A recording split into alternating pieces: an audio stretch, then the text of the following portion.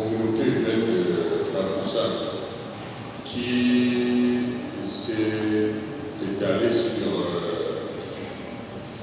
le mode de fonctionnement et le collecte de recettes liés à certains investissements qu'ils ont fait en partenariat avec les privés.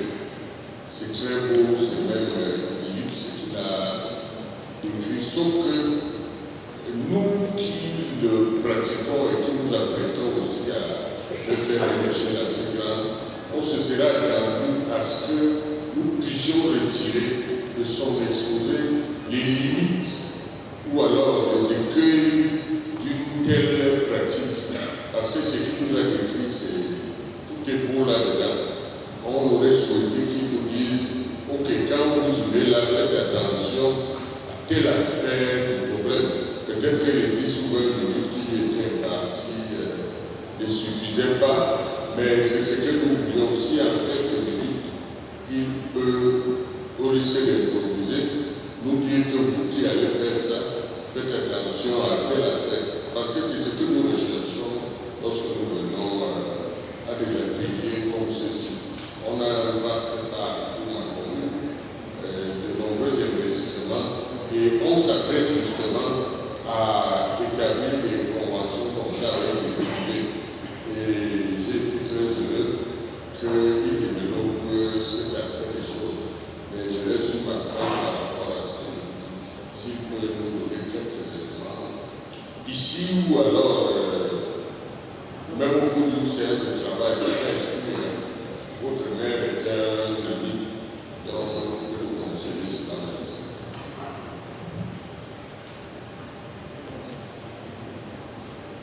Merci, monsieur, pour cette question.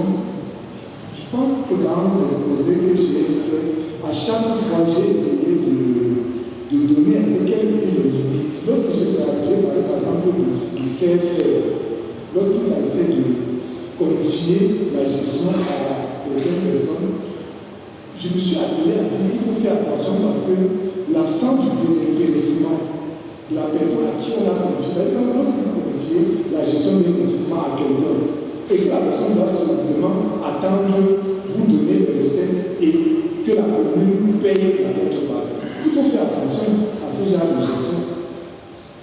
Nous l'avons élevé ensemble, il faut vraiment faire attention parce qu'il ne faudrait pas opter pour déjà pour le mode de gestion où la personne doit impérativement reverser les recettes et attendre que la commune lui paye la contrepartie. Il y a un désintéressement. En plus, il y a une difficulté de trouver les indicateurs qui permettent de mesurer les performances dans la gestion de ces équipements. Voilà les deux aspects que j'ai développés qui sont également relevés. Donc voilà, nous parlons plus tard de faire un cours, voilà un peu l'exemple de l'émotion que nous avons enlevée qui fallait donner pour ne pas sinon tout à l'heure, nous allons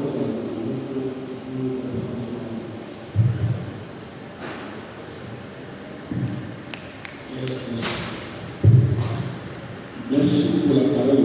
Moi, c'est Paul Sikake, le maire de la commune de Bamako. Vous allez m'excuser de revenir sur la question que monsieur le conseiller pose.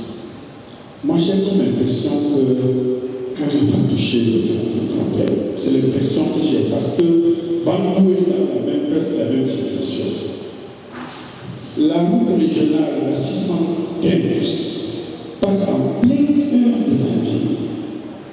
Monsieur le maire, il y a des trous partout. Quand le villageois parle, monsieur le maire, regarde la route, lui, il ne sent même pas que ce n'est pas de ma compétence. À ce moment, je n'ai pas les moyens, comme il me dit, pour le faire. Il faut que je pose ce problème sur la table pour qu'on puisse trouver une solution générale. On passe à ce niveau de façon globale. Et il a posé un problème aussi assez pertinent. La commune a 60 millions, ils ont 3 millions. Et le rond-point Caillot, s'il faut passer du rond-point d'un pour recouvrir l'autoroute, je ne sais pas combien de kilomètres ça peut faire. Ça va poser toujours problème. Si on ne s'assoit pas pour définir qu'est-ce qu'on fait. Parce que vous vous rendez compte si chez moi, il y a des trous, je ne peux pas. Déjà, je n'ont pas assez de ressources pour couvrir les routes communales. Encore moins que j'aille m'attaquer à la route régionale, ça pose un problème. Je voudrais seulement signaler qu'il y a ce problème quand il y a chevauchement dans les villes des routes de niveau différent. Je vous remercie. Thank you very much. Yes. Thank you.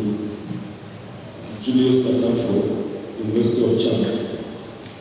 Since we are here to contribute to infrastructure maintenance construction, I wish to say that if we can, in our legal laws, in terms of road infrastructure, we can apply the Nigerian model. Since we are talking participation in development, if a stakeholder, a citizen, have the means, he should be given the opportunity to develop the roads. But it's not the case in our own context. Can we not try to integrate that in our own system? But we have people who have the means, but the text do not give them the prerogative to do that. Thank you. Thank you. Je crois qu'il y a quelqu'un qui voudra savoir si les individus, les bons voleurs, qui veulent maintenir la route, si la loi peut les permettre de le faire, comme ça se fait aujourd'hui.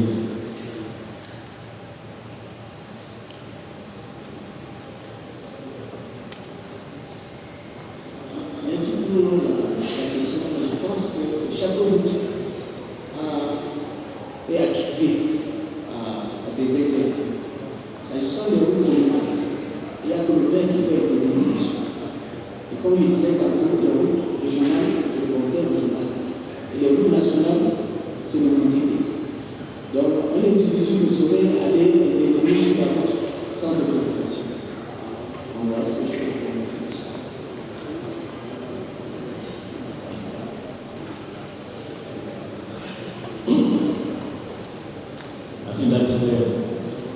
Bonjour à tout le monde.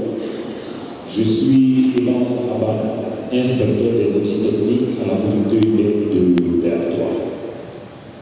C'est vrai que ma première préoccupation rejoint celle du maire, parce qu'avec moi aujourd'hui, il y a la traversée urbaine et Berthois aujourd'hui avec le programme CD2 et qui fait bon vivre dans les artères.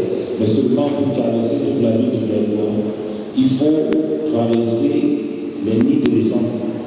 Et lorsque j'étais directeur de l'entretien des infrastructures, quand on se rapprochait du délégué départemental des travaux publics, il faisait comprendre qu'on n'avait même pas le droit de venir verser la terre ou uniquement coucher les foules. Ce qui nous rendait la ville de Berthois vraiment insalubre à ce niveau. Donc, je rejoins cette conviction pour que vraiment on trouve ensemble un moyen, si on peut au moins donner une certaine latitude à des communes qui font l'objet de traversées urbaines pour pouvoir de temps en temps essayer de faire un petit truc à ce niveau.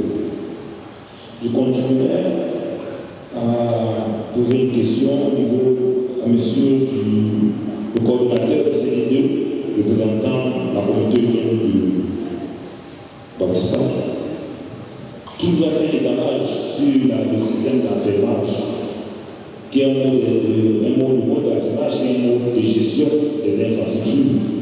C'est bien beau, c'est très intéressant. C'est vrai qu'on dit les communautés urbaines sont là pour l'amélioration des conditions de vie des populations et qui ont souvent aussi ce volet social qu'on dit à bas prix. Mais nous savons aussi que nous faisons face à une pression des autorités administratives lorsque nous avons des infrastructures, surtout les infrastructures comme celles qui sollicitent de temps en temps pour faire des réunions, des manifestations comme ça ici, ou par moment même. C'est-à-dire, c'est comme si c'était des instructions. Comment ça va se passer maintenant? Le fermier qui, lui, sait qu'il doit gagner un certain nombre d'argent, peut-être, je peux le dire ainsi, sur une période, mais se retrouve en train de donner des femmes gratuitement parce que peut-être les autorités administratives viennent faire une question comment nous réussir à gérer à ce niveau. Ça c'est bien. Ensuite, je dois aussi m'adresser aux responsables du FECOM. Merci déjà de tout l'accompagnement que vous faites au niveau des communes. Et j'ai une sollicitation. Si vous pouvez aussi accompagner les communes à l'élaboration des plans de maintenance des infrastructures et des équipements. Parce que c'est la boussole, même ces plans d'élaboration, ces plans d'élaboration de maintenance des infrastructures, c'est la boussole de la maintenance de tous ces biens. Parce que si on n'a pas ce plan de maintenance, tout ce que nous faisons, on va être dans les éternels de commencement. Je vous remercie.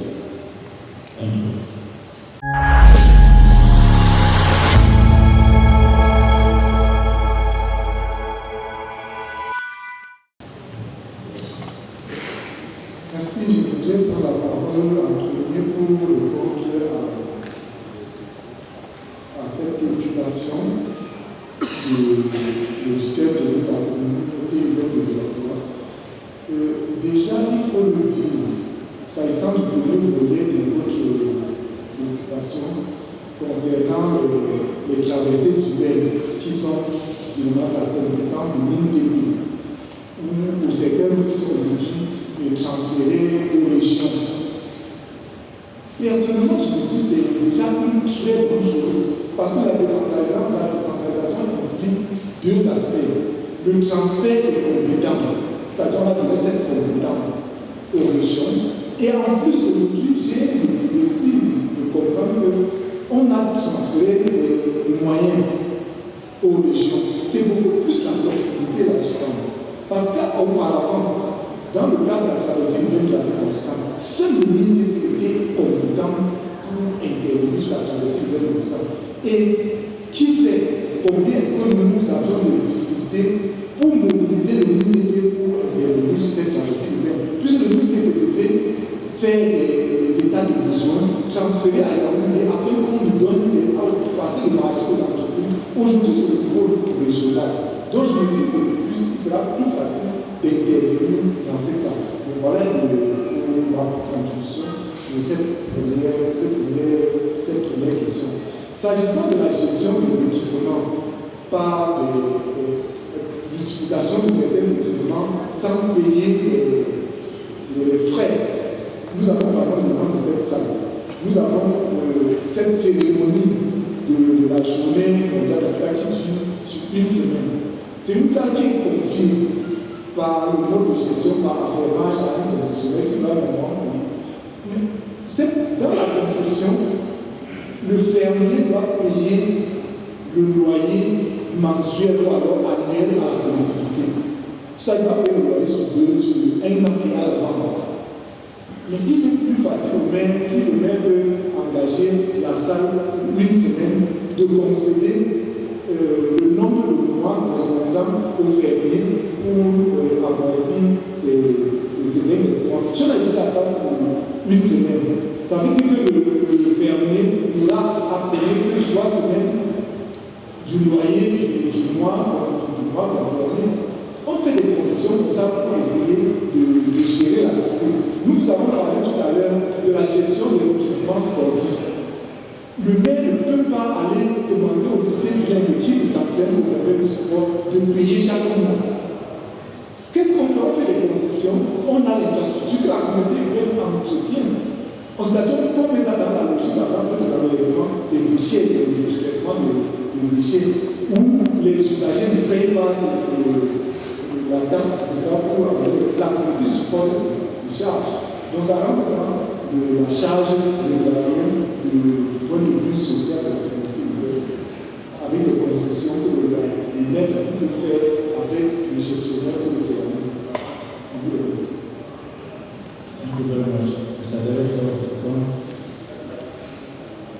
Merci, monsieur le modérateur. Est-ce que le FECOM peut également accompagner le CTD La réponse est oui. Il y a une restriction en général. Nous avons mis en place un ensemble d'outils de financement qui permettent d'adresser toutes les questions auxquelles les collectivités font face. Pour trouver des mécanismes pour vous aider, non simplement à la mise en œuvre des plans, mais y compris à la réalisation et aussi à la mise en œuvre. Un suivi de proximité se fera également avec les équipes que vous avez déjà à vos côtés qui sont là justement pour nous accompagner. Merci. Thank you very much. Any last question?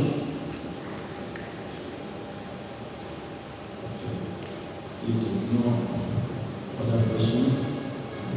Thank you very much. Question, please.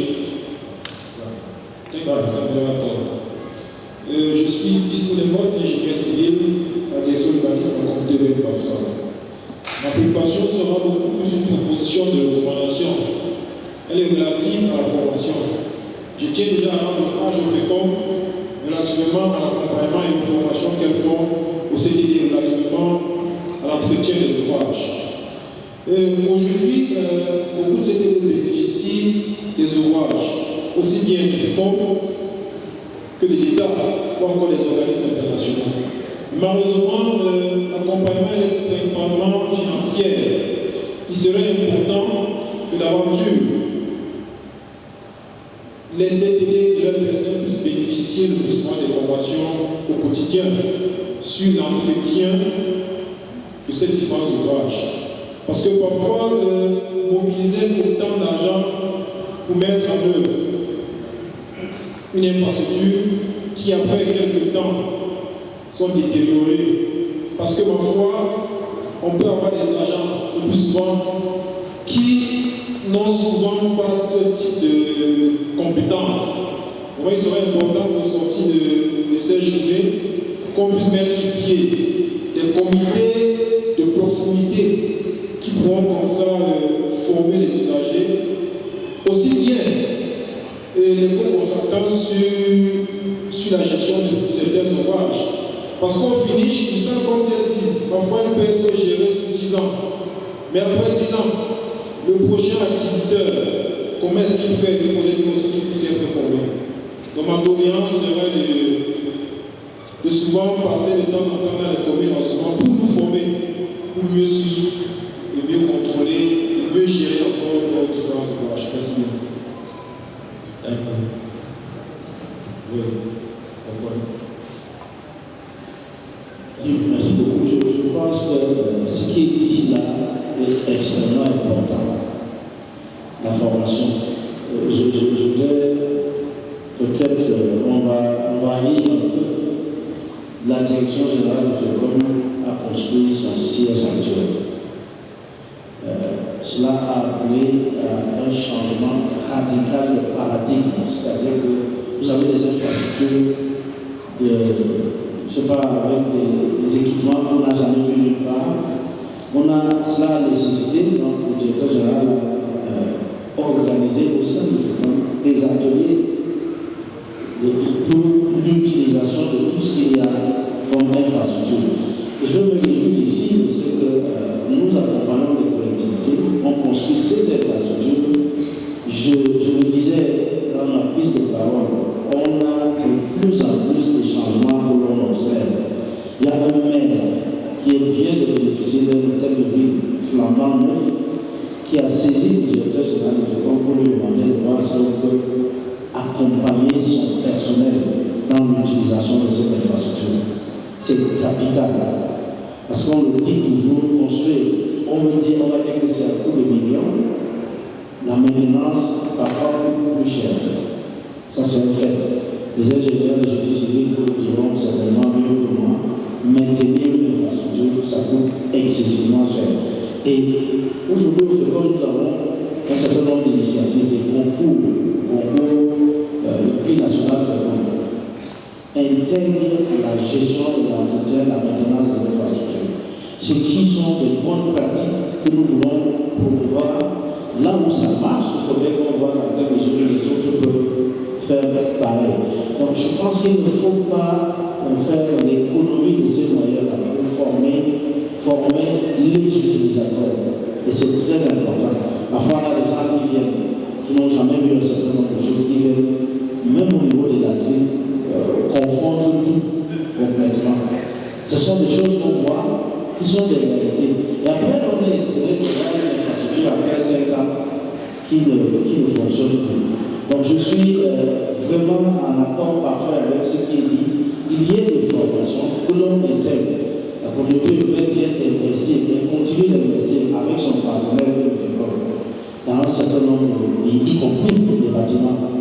Alors, il est bon que le personnel sache comment faire pour l'utiliser. Et même les usagers, ça permet. Si nous on sait, ça veut dire que l'usager qui arrive, on pourra lui dire qu'il faut faire attention. Quand nous-mêmes nous ne connaissons pas comment on utilise nos infrastructures, il est plus difficile qu'on puisse aider quelqu'un. Alors, je vous remercie, monsieur le président. Thank you very much, Mr. Director, for that clarification. I want microphone now.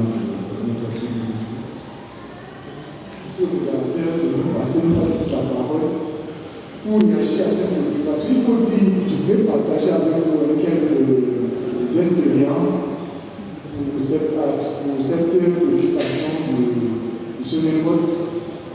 Dans le cadre du programme CEDU, par exemple, l'exécution de la voirie a été subordonnée à la mise en place d'un comité de développement. C'est-à-dire par quartier, on a recensé les membres du comité qui doivent être chargés de suivre ces travaux pendant l'exécution des travaux et après l'exécution. En termes de la voirie, nous avons effectué ce qu'on appelle une campagne qu'on appelle la mobilisation citoyenne pour l'entretien de ces ouvrages. Donc là, on a contribué, n'est-ce pas, à pérenniser en termes de formation des principaux utilisateurs que sont les habitants eux-mêmes dans cette partie. Lorsque nous avons, par exemple, construit des latrines dans les écoles, on a formé l'APE, la société, par exemple, est chargée dans chaque établissement pour la gestion de ces équipements. Lorsque nous avons ensuite construit, par exemple, en béton pour rapport au l'eau, 2 sessions de formation ont été faites pour pouvoir assurer l'entretien de ces équipements, impliquant tous les acteurs locaux dans le processus de la formation. L'autre question, par exemple, le forage. Les utilisateurs sont également formés dans l'entretien de ces pompes à électricité humaine. Nous voulons terminer en vous parlant, par exemple, de rassurer certaines raisons que le principe de formation et de la pérennisation de ces situations. Dans le cadre du programme Capital Régional, du sport Capital Régional, qui est en vue de la il est déjà prévu, avant le démarrage du dialogue, pendant les études, des sessions de formation des acteurs sportifs. D'abord, former les formateurs. On va encore renforcer les capacités de l'INJS, par exemple, ou alors du CNHS de Tchad. Ceux qui enseignent dans ces institutions seront davantage de capacité. Et en plus, on reviendra former les acteurs locaux pour la gestion des infrastructures sportives qui seront construites dans le cadre du programme Sport. C'est dire qu'on a beaucoup plus envie d'interpeller ces acteurs qui ont été formés, que la formation n'a pas été un volet oublié. Ça a été un volet véritablement mis en compte dans le cadre du programme CEDU, qui constitue en fait le deuxième volet du programme dans la mise en œuvre des infrastructures. Voilà un peu ce que je peux dire pour conforter notre collaborateur en ce sens. Merci. Thank you very much. Now we come to the end of this exercise. I thank the Mayor of Human Council, I thank the coordinator of CDDU, I thank the director of Shekong West, and the regional director, I also thank the participants for your collaboration and for your kind